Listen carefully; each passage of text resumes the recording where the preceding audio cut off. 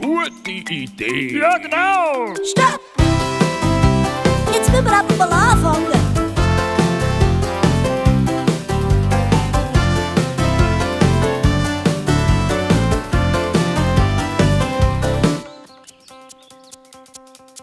Die Zeit ist knapp, doch zum Glück bin ich ein Hase. Schnell wie der Wind, ja, ich rase mich in Ekstase. Hier und her und schwupp, schon steht sie auf dem Rasen.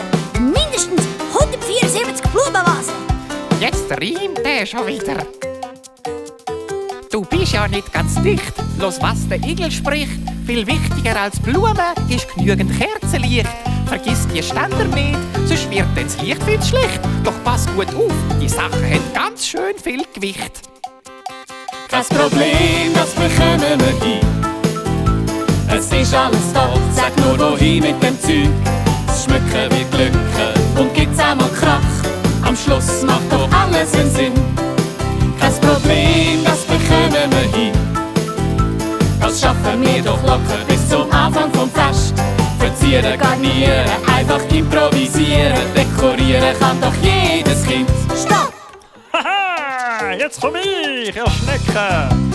Mit Gläser und Gedecken, in glänzenden Bestecken, könnt Gäste sich drinnen decken. Auf Decken ohne Flecken wird alles besser schmecken. Und sollte ich etwas verdrecken, dann kehren wir sie die Hecken. Kein Problem, das bekommen wir hin. Es ist alles da, sag nur wohin mit dem Zeug.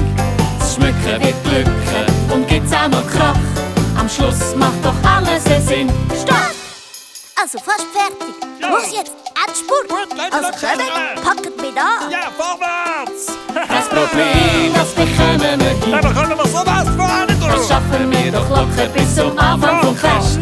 Verzieren, garnieren, einfach Ja. improvisieren. Improvisieren, Dekorieren kann doch gut. jedes Kind. Ja, jetzt Kind kann da. Verzieren, garnieren, einfach improvisieren. Dekorieren kann doch Ja.